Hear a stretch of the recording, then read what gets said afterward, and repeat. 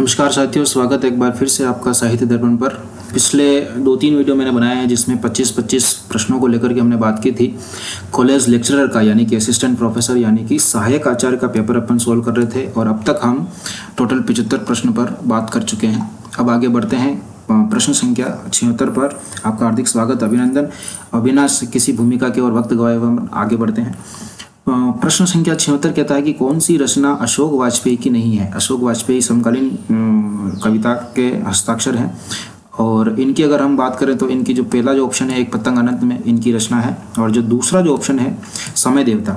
समय देवता कह सकते हैं कि अशोक वाजपेयी की नहीं है, ये नरेश मेहता की है। नरेश मेहता की एक प्रसिद्ध कृति है संशय की एक रात, जिसमें उन्होंने राम के संशय को लेकर के अपनी कविता लिखी है, तो ज़रूर आप याद रखें। ये जो ऑप्शन है दूसरा नंबर, ये अशोक वाजपेयी का नहीं है, ये नरेश मेहता की रचना है समय देवता। और नरेश मेहता की जो प्रसिद्ध कृति है एक संशय की एक रात। फिर जो तीसरा ऑप्शन है शरर अब भी संभावना है और कहीं नहीं वहीं, ये रचनाएं भी अशोक वाजपेयी की है। आगे बढ़ते हैं प्रश्न संख्या 77 यानी कि 77 पर। माखनलाल चतुर्वेदी की कविताओं के संबंध में कौन सा कथन असंगत है। यानी कि 4 ऑप्शन दे रखे हैं जिसमें से कोई एक ऐसा है जो कि असंगत है। तो चलते हैं पहले ऑप्शन पे कि साहित्य देवता और हिम तरंगिनी आदि इनकी काव्य कृतियां हैं। बिल्कुल सही बात है। याद रखिएगा ऊपर एक ऑप्शन जो आया था वो आया था समय देवता और यहाँ पे साहित्य देवता है। तो साहित्य देवता जो कृति है वो माखनलाल चतुर्वेदी की है और हिम तरंगिनी भी इन्हीं की है, हिम किरीटनी और हिम तरंगिनी। और इनको पहला साहित्य अकादमी पुरस्कार भी 1955 में मिला था। आगे उस पर एक प्रश्न आ रहा है तो हम उस पर चर्चा करेंगे। दूसरा है राष्ट्रीयता उनके काव्य का कलेवर है, तो भक्ति रहस्यात्मक प्रेम उनकी रचनाओं की आत्मा है। बिल्कुल सही ऑप्शन है ये भी। और अगर ऑप्शन नंबर 3 पे बात करें तो इनकी कविताओं में छायावादी रहस्यात्मकता का सगुण मधुरा भक्ति के साथ एक अजीब समन्वय दिखाई पड़ता है, ये ऑप्शन भी बिल्कुल सही है। और चौथा ऑप्शन कि उनकी राष्ट्रीय कविताओं में आदर्श की धोती उड़ाने पर है, बिल्कुल ये ऑप्शन जो है 4 नंबर वो असंगत है। और देखते ही पता भी चल रहा है कि उनकी जो राष्ट्रीय कविता है इनको तो एक भारतीय आत्मा के नाम से जाना जाता है, जैसा कि माखनलाल चतुर्वेदी का जो उपनाम है एक भारतीय आत्मा। तो राष्ट्रीयता के क्षेत्र में इनकी कविताएं बेजोड़ है, तो थोती उड़ाने नहीं है। इनकी जो कविताएं लिखी है वो वास्तव में मज़ेदार हैं राष्ट्रीयता को लेकर के, और ये जो कथन है वो असंगत है। आगे चलते हैं प्रश्न संख्या 78 पर कि सुभद्रा कुमारी चौहान की काव्य रचना के संबंध में कौन सा कथन सही नहीं है। यहाँ पर भी असंगत पूछा है कि कोई एक ऐसा कथन है जो सही नहीं है। तो पहले ऑप्शन पे चलते हैं कि उनमें गंभीर से गंभीर विषय को भी सरल रूप में प्रस्तुत करने की अदम्य क्षमता थी, बिल्कुल सही है ये। उनकी राष्ट्रीय कविताओं में समसामयिक देश प्रेम और भारतीय इतिहास एवं संस्कृति की गहरी छाप है, बिल्कुल ये ऑप्शन भी इनका सही है। तीसरा ऑप्शन है कि उनकी राष्ट्रीय कविताओं की एकमात्र प्रवृत्ति है राष्ट्रीय भावना का चित्रण, जी बिल्कुल नहीं, उनकी कविताओं की एकमात्र प्रवृत्ति राष्ट्रीय भावना का चित्रण नहीं है। अगर हम देखें तो इसका जो ऑप्शन है वो दूसरे में भी है। देखिए अगर आप देखना चाहेंगे तो एक तो देश प्रेम तो आई गया, मतलब राष्ट्रीय, और भारतीय संस्कृति एवं संस्कृति की गहरी छाप है। इसका मतलब जाहिर है कि ये जो ऑप्शन है आपका 3 नंबर ये यहाँ पे असंगत है, ये कथन सही नहीं है। और चौथा ऑप्शन है कि उनकी कविताएं त्रिधारा और मुकुल में शीर्षक से प्रकाशित है, तो बिल्कुल ये भी सही बात है। सुभद्रा कुमारी चौहान के बारे में अगर हम बात कर लें तो इनकी जो जीवनी है वो है मिला तेज से तेज, इनकी जीवनी का नाम है। इनकी और इनके जो पति हैं आदरणीय श्री लक्ष्मण सिंह जी, उन दोनों की कह सकते हैं कि संयुक्त जीवनी है। सुभद्रा कुमारी चौहान और उनके पति लक्ष्मण सिंह की दोनों की संयुक्त जीवनी लिखी है इनकी जो पुत्री है सुधा चौहान ने, तो आप जरूर याद रखें मिला तेज से तेज। और सुधा चौहान के बारे में एक और मैं खास बात बताना चाहूँगा कि सुधा सुभद्रा कुमारी चौहान की पुत्री है और उस जमाने के हंस के प्रधान संपादक अगर हम बात करें प्रेमचंद के जो बेटे हैं अमृत राय, उनकी शादी सुधा चौहान के साथ हुई थी। कितना मुश्किल समय रहा होगा उस जमाने में सुभद्रा कुमारी के लिए। इसका जिक्र महादेवी वर्मा ने अपने एक संस्मरण सुभद्रा जी मेरा परिवार में जो उनका संस्मरण है सुभद्रा के नाम से, उनमें भी किया है। आप जरूर देखेंगे और पढ़ेंगे तो मौका मिलेगा। तो अगले प्रश्न में चलते हैं अपन प्रश्न संख्या 79 पर। श्याम नारायण पांडेय के बारे में। श्याम नारायण पांडेय ओज के कवि हैं और हल्दी घाटी इनका प्रसिद्ध संग्रह है, आपको पता ही है, आप जानते ही होंगे अगर आपने पढ़ा होगा तो। श्याम नारायण पांडेय के व्यक्तित्व और कृतित्व के संबंध में कौन सा कथन असंगत है। यहाँ पर भी व्यक्ति विशेष यानी कि कवि के बारे में पूछा है और 4 ऑप्शन दे रखे हैं जिसमें से एक असंगत निकालना। तो पहला है महाराणा प्रताप और अकबर के मध्य हुए ऐतिहासिक युद्ध पर आधारित हल्दी घाटी एक खंड काव्य है। ये जो ऑप्शन है यही इनका गलत है, यानी कि असंगत है, क्योंकि हल्दी घाटी एक खंड काव्य नहीं है, ये प्रबंध काव्य है। इस बात का जरूर याद रखें आप कि हल्दी घाटी और जौहर दोनों के दोनों इनके प्रबंध काव्य है। दूसरा ऑप्शन इसमें दे रखा है, देखिए जौहर राजस्थान के इतिहास के लोमहर्षक आत्म बलिदान पर आधारित महाकाव्य, बिल्कुल सही बात है। ये जो पद्मिनी है, चित्तौड़ की जो रानी पद्मिनी, उस पर केंद्रित है और जौहर से रिलेटेड। तीसरा जो ऑप्शन है, उन्होंने आधुनिक में वीर काव्य की परंपरा को खड़ी बोली में प्रतिष्ठित किया है, तो बिल्कुल किया है। और चौथा ऑप्शन है कि उनके संस्कार द्विवेदी युगीन दृष्टिकोण उपयुक्तवादी और भाव विस्तार मर्यादावादी है। तो ये ऑप्शन भी इसका सही है। इसका मतलब अपना जो सही आंसर हो गया वो जो असंगत है वो है पहला ही, कि जो हल्दी घाटी है वो खंड काव्य ना होकर के एक प्रबंध काव्य है। अगला चलते हैं कि प्रश्न संख्या 80 में महादेवी वर्मा के यामा में कौन सी रचना संकलित नहीं है। शानदार प्रश्न पूछा है इस बार आरपीएससी ने। यामा के बारे में हम आपको बता दें कि महादेवी वर्मा को इस पर ज्ञानपीठ पुरस्कार मिल चुका है। ज्ञानपीठ की स्थापना 1965 में हुई थी। और हिंदी साहित्य की अगर हम बात करें कि हिंदी भाषा को लेकर अगर पहला ज्ञानपीठ मिला है तो वो मिला है सुमित्रानंद पंत की रचना चिदम्बरा पर। और यहाँ जो महादेवी वर्मा को मिला है वो 1982 यानी कि 1982 में इस रचना पर ज्ञानपीठ मिला। और उसमें जो रचना संकलित नहीं है वो 4 रचनाएं उसमें संकलित की गई है। जैसे कि पहली है निहार, तो बिल्कुल निहार उसमें संकलित है। दूसरी नहीं है, दीपशिखा उसमें संकलित नहीं है। तीसरी रश्मि उसमें संकलित है और फिर सांदिगीत भी संकलित है। कहने का मतलब है कि चौथी जो रचना है निर्जा, यानी कि निहार, निर्जा, रश्मि, सांदिगीत, इन चारों को मिलाकर के एक संग्रह बनाया गया जिसका नाम रखा था यामा, जिस पे ज्ञानपीठ पुरस्कार मिला। तो अपना जो ऑप्शन है वो हो गया दूसरा, कि दीपशिखा जो है वो महादेवी वर्मा के यामा में संकलित नहीं है। आगे चलते हैं प्रश्न संख्या 81 यानी कि 81 पर निम्नलिखित को सुसंगत कीजिए। यहाँ पे मतलब यानी कि मेल करना है आपको। इधर कवि दे रखे हैं और इधर सामने उनकी रचना है। ऋतुराज, पहला ऑप्शन है ऋतुराज। ऋतुराज के बारे में बताते हैं आपको कि ये राजस्थान के हैं और इनकी जो रचना है वो है एक मरण धर्मा और अन्य, प्रसिद्ध है इनकी जो कविता। और दूसरी इनकी है अंगिरस, जरूर याद रखें आप, एक मरण धर्मा और अंगिरस। दूसरा ऑप्शन है रामदेव आचार्य का, तो इनकी जो रचना है वो है रेगिस्तान से महासागर तक, रेगिस्तान से महासागर तक। फिर है हरीश बदानी, हरीश बदानी का संबंध भी राजस्थान से ही है। मतलब ये चारों ऑप्शन दे रखे हैं, चारों राजस्थान से ही हैं। और इनकी जो रचना है हरीश बदानी की वो है रोटी नाम सत्य है। हरीश बदानी की रचना रोटी नाम सत्य है। और नंद चतुर्वेदी जिनकी ये है यह समय मामूली नहीं। तो इस प्रकार से चारों मिल जाते हैं। और इसमें अगर ऑप्शन की अगर हम बात करें तो ऑप्शन नंबर हो जाएगा 4।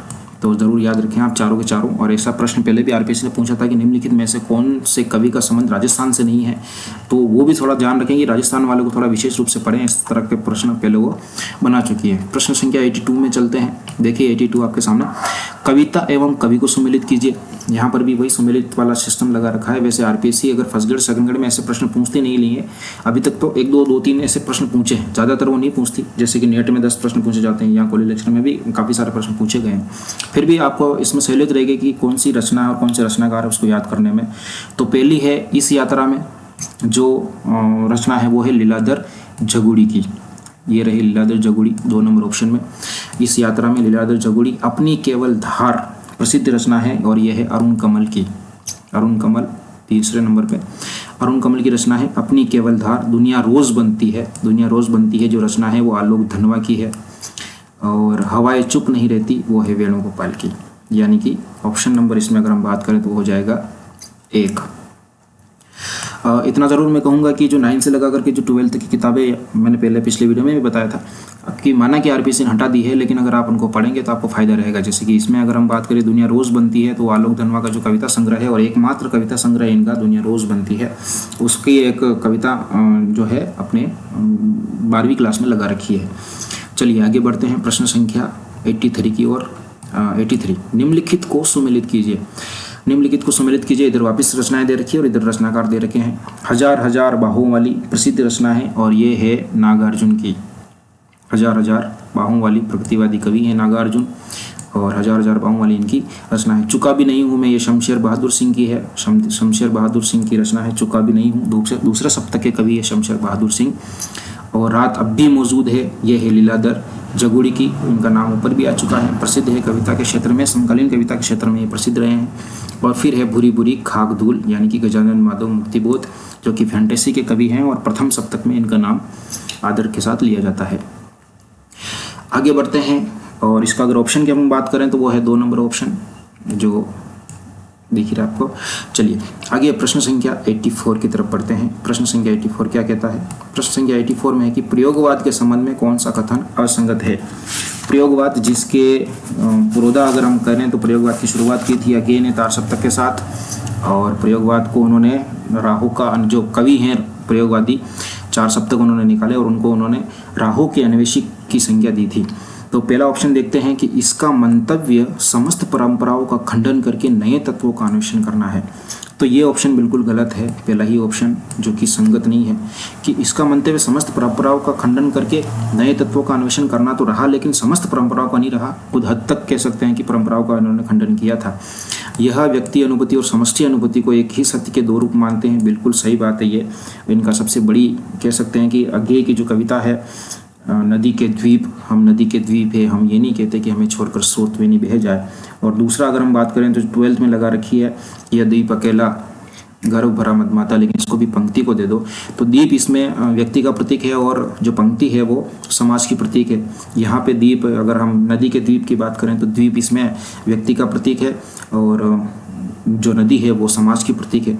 तो दोनों का आपस में मिलजुल कर ही काम चल सकता है। तीसरी है कि यह मानता है कि बौद्धिकता को काव्यानुभूति से पृथक करके नहीं दिया जा सकता, बिल्कुल सही बात है। बौद्धिकता इनकी कविता की मूल विशेषता है। और चौथा है कि यह मानता है कि विषय वस्तु की नवीनता ही उसके शिल्प को नया आकार देने के लिए बाध्य करेगी। तो ये भी सही है। इनकी जो प्रसिद्ध पंक्तियाँ हैं अज्ञेय की, के उपमान मेले हो गए हैं, देवता इन प्रतीकों से कर गए कूच, जैसे कभी बासमती घिसने से मुलम्मा छूट जाता है। प्रसिद्ध पंक्तियाँ हैं तो ज़रूर याद रखें आप, पूछी भी जाती रही है। प्रश्न संख्या 85 में चलते हैं। तरनी तनुजा तट तमाल तरु और बहु छाए, प्रसिद्ध पंक्तियां हैं ये, और ये हैं भारतेंदु की। सीधा पूछा है कि इसके रचयिता कौन है, तो इसके रचयिता हैं भारतेंदु हरिश्चंद्र, जो कि आधुनिक काल के जन्मदाता है। आधुनिक काल इनके आने से ही साहित्य में जैसे इन्होंने प्रवेश किया और इनके आगमन के साथ ही हिंदी साहित्य के आधुनिक काल की शुरुआत होती है। तरनी तनुजा तट तमाल तरु और बहु छाए में अनुप्रास अलंकार है, कई बार ये उसमें भी पूछा जाता है, तो आप जरूर याद रखें। प्रश्न संख्या चलते हैं 86 पर 86। भारतेंदु हरिश्चंद्र के व्यक्तित्व एवं कृतित्व संदर्भ में कौन सा विवरण सही नहीं है। भारतेंदु हरिश्चंद्र के को लेकर के इन्होंने पूछा है कि कौन सा विवरण, यानी कि कोई एक ऐसा कथन है जो कि असंगत है। पहला दे रखा है कि वे साहित्य अनुरागी और कोमल हृदय व्यक्ति थे, बिल्कुल सही बात है, इसमें कोई दो राय नहीं है। उन्होंने वैष्णव धर्म के प्रचारार्थ तदी समाज की स्थापना की थी। जी हाँ, बिल्कुल, उन्होंने तदी समाज की स्थापना की थी 1883 में। जैसे देखिए कि 1883 में 83 में उन्होंने तदी समाज की स्थापना की थी। उनका साहित्यिक कार्य गद्य पद्य की अनेक विधाओं तक फैला हुआ है, बिल्कुल सही बात है। गद्य में भी उन्होंने लिखा और पद्य में भी उन्होंने लिखा, तो इसमें कोई दो राय नहीं है। और चौथा ऑप्शन दे रखा है जो कि सही भी है कि उन्होंने प्राचीन की पूर्ण उपेक्षा करके नवीन को पूर्णतः अंगीकार किया। ऐसा बिल्कुल भी नहीं था, क्योंकि भारतेंदु युक्त तो जैसा कि हमने पिछले वीडियो में भी बात की थी कि गद्य और पद्य की भाषा अलग अलग थी, शैली अलग अलग थी। क्योंकि गद्य जो था वो खड़ी बोली कहीं न कहीं वो अपने आप को स्वीकार कर रहे थे, जबकि पद्य में वो अभी तक ब्रज में ही चल रहे थे, तो पूर्णतः अंगीकार उन्होंने नहीं किया। प्रश्न संख्या चलते हैं 87 पर। प्रश्न संख्या 87 पर चलते हैं अपन। चलिए, आचार्य शुक्ल के अनुसार अंग्रेजी ढंग का हिंदी का पहला मौलिक उपन्यास। बिल्कुल, अगर आप हिंदी साहित्य का इतिहास शुक्ल का पढ़ेंगे तो उन्होंने यही लाइन लिखी है कि ये मान सकते हैं कि हिंदी साहित्य का जो अंग्रेजी ढंग का पहला मौलिक उपन्यास है वो है परीक्षा गुरु। जी हाँ, पहला उपन्यास है हिंदी का जो आचार्य शुक्ल ने माना है, जो कि आया था 1882, मतलब 1882 में आया। भाग्यवती यहाँ दे रखा है। भाग्यवती की अगर हम बात करें तो श्रद्धाराम फिल्लोरी का है, जो उपन्यास है श्रद्धाराम फिल्लोरी का। और नूतम ब्रह्मचारी की बात करें तो ये है बालकृष्ण भट्ट का। बालकृष्ण भट्ट जो कि भारतेंदु मंडल के लेखक हैं, 1886 में ये आया था। और निसाय हिंदू राधाकृष्ण दास का है, जो कि 1890 में आया था।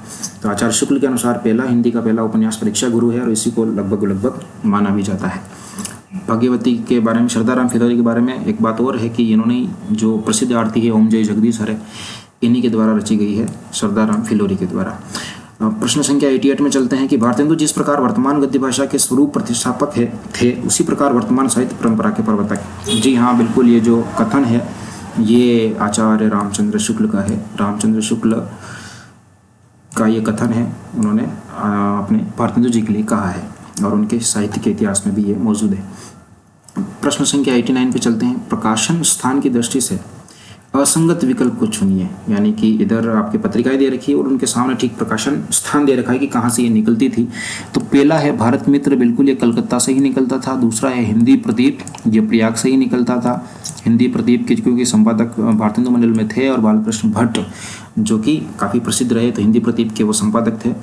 और उदंत मार्तंड कलकत्ता से ही निकला था, हिंदी का कह सकते हैं कि ये पहला मासिक पत्र था। उसके बाद में दूसरे लिखने शुरू हुए, तो उदंत मार्तंड जो कि है वो 1826 में निकला था, जुगल किशोर शुक्ल के नेतृत्व में ये संपादक थे, जुगल किशोर शुक्ल, और 1826 में ये कलकत्ता से निकला था। हिंदी का प्रथम समाचार पत्र है उदंत मार्तंड।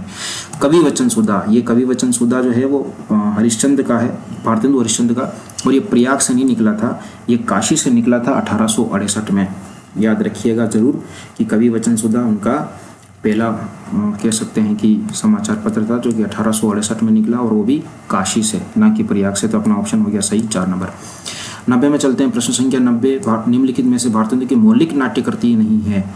याद रखिएगा भारतेंदु ने अनुदित और मौलिक कुल मिला के 17 नाटकों की रचना की थी, जिसमें से इसमें पूछा कि कौन सी मौलिक नहीं है, तो अंधेर नगरी उनका मौलिक है, कोई दो राय नहीं है। कर्पूर मंजरी, जो कि कर्पूर मंजरी है, वो उनका मौलिक नाटक नहीं है। और फिर तीसरा है भारत दूरदर्शा, तो बिल्कुल ये भारत दूरदर्शा भी इनका मौलिक है। और वैदिक हिंसा इंसाना भवती भी मौलिक है, तो अपना जो आंसर हो गया वो है कर्पूर मंजरी, जो कि उनका मौलिक नाटक नहीं है।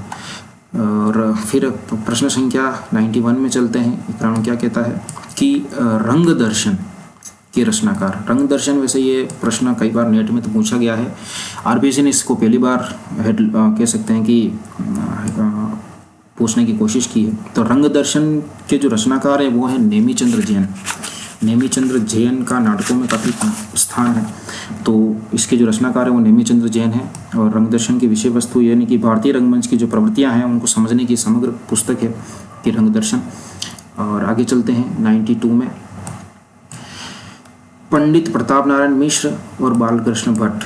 पंडित प्रताप नारायण मिश्र और बालकृष्ण भट्ट ने हिंदी गद्य साहित्य में वही काम किया जो अंग्रेजी गद्य साहित्य में एडिसन और स्टील ने किया था, यानी कि हिंदी साहित्य के एडिसन और स्टील माना है आचार्य शुक्ल ने। तो ये जो कथन है वो आचार्य रामचंद्र शुक्ल का है, इसमें कोई दो राय नहीं है। अब तक शुक्ल के कितने सारे कथन आ चुके हैं, इसलिए मैं आपको बार बार कह रहा हूँ कि आप उनके साहित्य का इतिहास जरूर पढ़ें।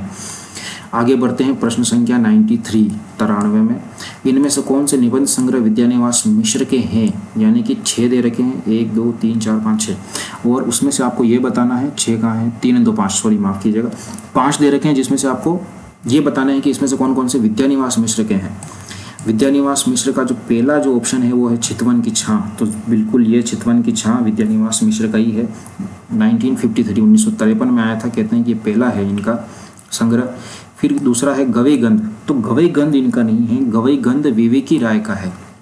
विवेकी राय का ललित निबंधों में सबसे बड़ा जो स्थान है, हजारी प्रसाद द्विवेदी विद्यानिवास मिश्र, इनका ललित निबंधों में एक तरह से एक छत्र राज है हिंदी में साहित्य में। तो गवई गंध है वो विवेकी राय का है। फिर तुम चंदन हम पानी, जी बिल्कुल ये 1957 में आया था और विद्यानिवास मिश्र का ही है। निषाद बांसुरी कुबेरनाथ रॉय का है, ये इनका बिल्कुल भी नहीं है। और कदम की फूली डाल, ये भी विद्यानिवास मिश्र का है। इस प्रकार से ऑप्शन नंबर जो 4 है अ स और य, याद रखिएगा अ स और य, यानी कि चितवन की छा, तुम चंदन हम पानी और कदम की फूली डाल, ये तीनों ही निबंध संग्रह विद्यानिवास मिश्र के हैं। चलिए प्रश्न संख्या 94 पे चलते हैं। प्रश्न संख्या 94 कहता है कि नागरी प्रचारणी पत्रिका से संबंधित कौन सा विवरण सही नहीं है। नागरी प्रचारणी पत्रिका की बात करें अगर हम, तो ये नागरी प्रचारणी सभा जिसकी स्थापना हुई थी 1893 में इसकी स्थापना हुई थी, वहाँ से ये निकलती है। और नागरी प्रचारणी सभा की जो पहले प्रश्न पूछा भी गया था कि उसकी जो सभा की जो स्थापना हुई थी कुछ उत्साही छात्रों ने मिलकर की थी 1893 में, जिसमें जो शामिल थे खास तौर से वो थे श्याम सुंदर दास, शिव कुमार सिंह और राम नारायण मिश्र। याद रखिएगा रामचंद्र शुक्ल इसमें बिल्कुल भी नहीं है। बाद में नागरी प्रचारणी सभा से जो हिंदी शब्द सागर की जो निकल रहा था शब्द सागर, उसकी भूमिका के रूप में उन्होंने इतिहास लिखा था, हिंदी साहित्य का इतिहास, जो कि स्वतंत्र रूप से बाद में पुस्तक के रूप में प्रकाशित हुआ, वो अलग बात है। लेकिन रामचंद्र शुक्ल इसकी स्थापना में शामिल नहीं थे। तो जो सभा है उसी की एक पत्रिका है नागरी प्रचारणी पत्रिका, उसके बारे में पूछ रहा है कि कौन सा विवरण सही नहीं है, यानी कि 4 दे रखे उसमें से एक गलत है। तो पहला है कि 1896 ईस्वी में इसका प्रकाशन त्रैमासिक रूप में प्रारंभ हुआ, बिल्कुल सही बात है। नागरिक प्रचारणी पत्रिका का जो शुरुआती दौर है वो 1896 से 1893 में इसकी स्थापना हुई थी सभा की, और 1896 में इसका प्रकाशन त्रैमासिक रूप से आरंभ हुआ। प्रारंभ में इसके संपादक मंडल में श्याम सुंदर दास, सुधाकर द्विवेदी, कालिदास और राधा कृष्ण दास सम्मिलित थे। बिल्कुल सही बात है, सम्मिलित थे। फिर तीसरा है कि 1920 ईस्वी में ये मासिक रूप में प्रकाशित होने लगी। जी नहीं, बिल्कुल भी गलत है ये, कि अपना जो ऑप्शन भी है वो 3 नंबर भी है कि ये असंगत है, ये विवरण सही नहीं है। 1920 में नहीं, ये 1907 में मासिक रूप से प्रकाशित होने लगी थी, इसका ज़रूर ध्यान रखिए आप। और यह मुख्यतः शोध पत्रिका है, तो ये भी सही है ना, क्योंकि नागरिक प्रचारणी सभा की स्थापना ही हिंदी साहित्य के शोध को बढ़ावा देने के लिए की गई थी। तो इस पत्रिका का भी जो मूल उद्देश्य था वो शोध को प्रदान, जो शोध पत्रिकाएं थी। तो अगले चलते हैं प्रश्न संख्या 95 पे, कि हिंदी साहित्य पंडित महावीर प्रसाद द्विवेदी का सदा ऋणी रहेगा। व्याकरण की शुद्धता और भाषा की सफाई के प्रवर्तक द्विवेदी जी ही थे। जी हाँ, बिल्कुल सही कि ये कथन किसका है, और ये कथन द्विवेदी जी के बारे में बिल्कुल सही भी है, और ये कथन भी है आचार्य रामचंद्र शुक्ल का। आचार्य रामचंद्र शुक्ल एक कह सकते हैं कि बड़े आलोचक हैं, और इनका साहित्य का इतिहास आप जरूर पढ़ें। आगे बढ़ते हैं सीधे 96 में, और 6 कहता है कि पत्रिका और संपादक और प्रकाशन संबंधी असंगत विकल्प है। इधर प्रकाशन जो पत्रिका है उधर इधर दे रखी है, और उनके जो सामने हैं वो उनके जो प्रकाशक हैं जिन्होंने उनको निकाला उनका नाम दे रखा है। कि देखते हैं, पहले जो आया था वो स्थान पूछा था, और इधर अब नाम पूछ रहे हैं। तो देखते हैं, देखिए पहला ऑप्शन है नटरंग, और इसका पहला ऑप्शन ही असंगत है, क्योंकि नटरंग जो है वो पत्रिका निकाली है नेमीचंद्र जैन ने। नेमीचंद्र जैन का रंग दर्शन के से संबंधित अपन पीछे जिक्र करके आए हैं, तो याद रखिएगा आप। वो जो मोहन राकेश की नहीं है, ये है नेमीचंद्र जैन की, जो नटरंग यानी कि नाटकों से संबंधित पत्रिका थी। दूसरी है सारिका। सारिका के बारे में आप जानते हैं, कमलेश्वर इसके जो प्रकाशक हैं, जो संपादक हैं वो कमलेश्वर हैं। और इसके सामने लिखा है कि अवध नारायण मुदगल। तो बिल्कुल पहले शुरुआती दौर में इन्होंने कमलेश्वर ने इसका शुरुआत की थी, बाद में अवध नारायण मुदगल इसके कह सकते हैं कि संपादक हो गए थे, तो ये सही है।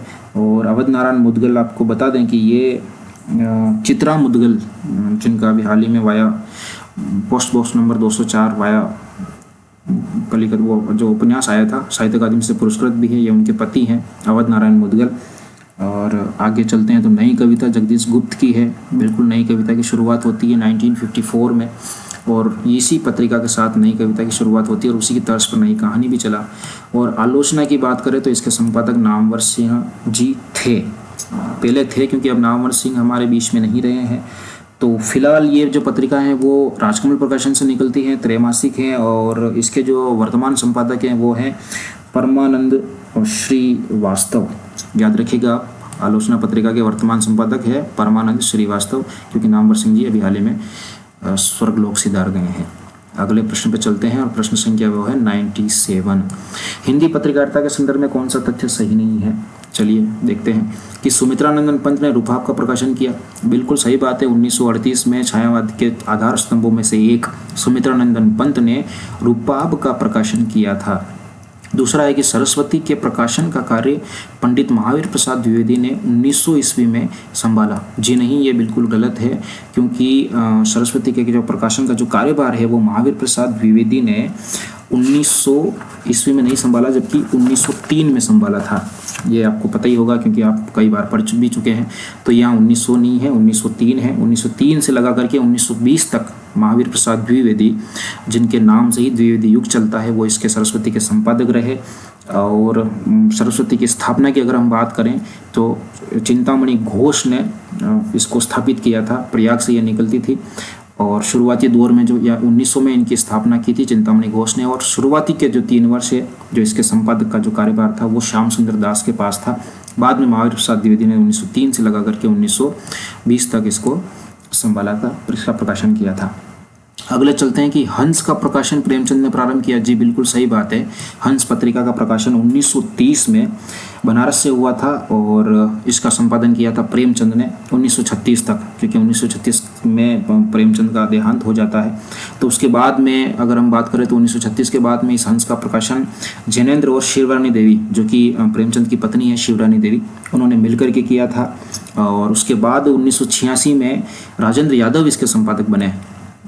हंस की पत्रिका की, क्योंकि राजेंद्र यादव का देहांत 2013 में हो गया। तो वर्तमान की अगर हम बात करें तो वर्तमान में भी हंस पत्रिका आती है बिल्कुल, और इसके जो वर्तमान के जो संपादक हैं वो हैं रचना यादव और संजय सहाय। बाद में 2013 के बाद में जब राजेंद्र यादव नहीं रहे तो उनकी बेटी है रचना यादव, उन्होंने इसका कार्यभार अपने हाथ में लिया और अभी भी ये प्रकाशित होती है। तो इसके संपादक अभी फिलहाल है संजय सहाय। इंदु का प्रकाशन जयशंकर प्रसाद ने किया। जी हाँ बिल्कुल, काशी से इंदु का प्रकाशन हुआ था 1909 में। 1909 में जयशंकर प्रसाद की जो पत्रिका है इंदु, उसका प्रकाशन हुआ था। और इनकी जो पहली कहानी है ग्राम, वो भी इंदु में ही छपी थी, ज़रूर याद रखें आप। आगे बढ़ते हैं 98। कहानी आंदोलन और उनके प्रवक्ता पुरोदा। समय समय पर कहानी आंदोलन होते रहे, जो कि कह सकते हैं कि जब इधर कविता के क्षेत्र में जब आंदोलन हो रहे थे तो ज़रूरी था कि उधर भी आंदोलन। तो पहला है कि ऑप्शन नंबर समांतर कहानी के पुरोधा की अगर हम बात करें, उसके प्रवक्ता हैं कमलेश्वर ने इसकी शुरुआत की थी। कमलेश्वर की पत्रिका की बात अपन पीछे कर आए हैं सारी का। फिर सकरई कहानी की बात करें, सकरई कहानी के जो पुरोधा है वो है राकेश वत्स की जो प्रसिद्ध पत्रिका है जिससे इन्होंने इस आंदोलन को सक्रिय बनाया, सकरई कहानी, वो है मंच नाम की पत्रिका है जो 1979 में निकली थी। फिर सचेतन कहानी, ये भी प्रसिद्ध है, और वो है इसके महीप सिंह इस जो कहानी आंदोलन है उसके जनक हैं सचेतन कहानी के। और इनकी जो प्रसिद्ध पत्रिका है वो है आधार, जो कि 1964 में निकली थी। और कहानी के हैं गंगा प्रसाद विमल एवं अन्य। तो इस प्रकार से ऑप्शन नंबर 1 सही है अपना, ज़रूर याद रखें आप। चलिए आगे चलते हैं प्रश्न संख्या 99 में।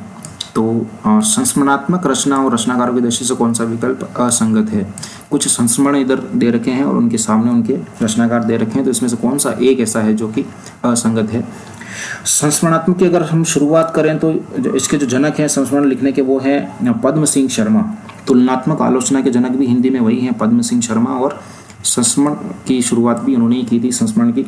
तो उनकी जो रचना है पद्म पराग, जो कि 1929 में आई थी, उसमें इनके जो संस्मरण है वो संकलित है।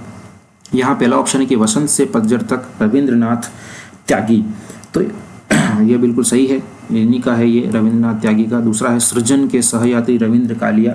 जी हाँ बिल्कुल, ये भी रविंद्र कालिया ममता कालिया के पति हैं, याद रखिए, रविंद्र कालिया ममता कालिया के पति हैं। और इनका जो संस्मरण जो है वो है सृजन के सहयात्री, जो कि 1996 में आया था। कुछ यादें कुछ बातें, ये ऑप्शन यहाँ पे असंगत है। कुछ यादें कुछ बातें, ये अमृत राय का नहीं है।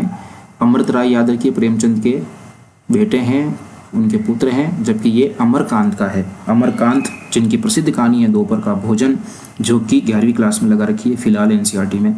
और फिर चिड़िया रेन बसेरा, ये विद्यानिवास मिश्र का है। विद्यानिवास मिश्र की बात अपन ने निबंध में की थी और ये 2002 में आया था, इसका प्रकाशन है 2002। तो इस प्रकार से जो अपना ऑप्शन है कुछ यादें कुछ बातें, अमृत राय का ना होकर के अमरकांत का है। चलिए प्रश्न संख्या 100 में आज का जो अंतिम प्रश्न है प्रश्न संख्या 100। तो प्रश्न संख्या 100 की बात करें तो कृति और कृतिकार को सम्मिलित कीजिए, यानी कि इधर कृतियां दे रखी है और उधर कृतिकार यानी कि रचनाकार दे रखे हैं। पहली है नई कविता के प्रतिमान। नई कविता के प्रतिमान और कविता के नए प्रतिमान, ये कई बार पूछी गई हैं, आप जरा देखिए इन दोनों को गौर करिए। एक में कविता पहले है, एक में बाद में। तो नई कविता के प्रतिमान यानी कि नई कविता के प्रतिमान है लक्ष्मीकांत वर्मा, और कविता के नए प्रतिमान है नामवर सिंह। याद रखिएगा, दोनों कई बार पूछी गई है। फिर है नया साहित्य नए प्रश्न, ये है नंद दुलारे वाजपेयी। याद रखिएगा कि नंद दुलारे वाजपेयी ऐसे व्यक्ति हैं जिन्होंने छायावाद को प्रतिष्ठित किया, और इनकी वजह से ही छायावाद को छायावाद के नाम से जाना जाता है, क्योंकि अगर ये नंद दुलारे वाजपेयी नहीं आते तो छायावाद एक तरह से बिखर गया होता। तो उसको प्रतिष्ठित करने का जो श्रेय है साहित्य में वो नंद दुलारे वाजपेयी को जाता है, इन्होंने इसकी कमाल संभाली थी। और नए साहित्य का सौंदर्य शास्त्र ये गजानन माधव मुक्तिबोध की है। गजानन माधव मुक्तिबोध फैंटेसी की कवि, जो इनकी जो रचनाएं हैं अंधेरे में और ब्रह्म राक्षस काफ़ी प्रसिद्ध रही है। और कामायनी एक पुनर्विचार भी इन्हीं की रचना है। तार सप्तक के कवि हैं, 1943 में प्रकाशित हुआ उसके, यानी कि प्रथम। और ऑप्शन की बात करें तो वो हो गया ऑप्शन नंबर 4। इस प्रकार से आज हमने 100 प्रश्न कर लिए हैं और आगे की बात हम अगले वीडियो में करेंगे। तब तक के लिए धन्यवाद, शुक्रिया।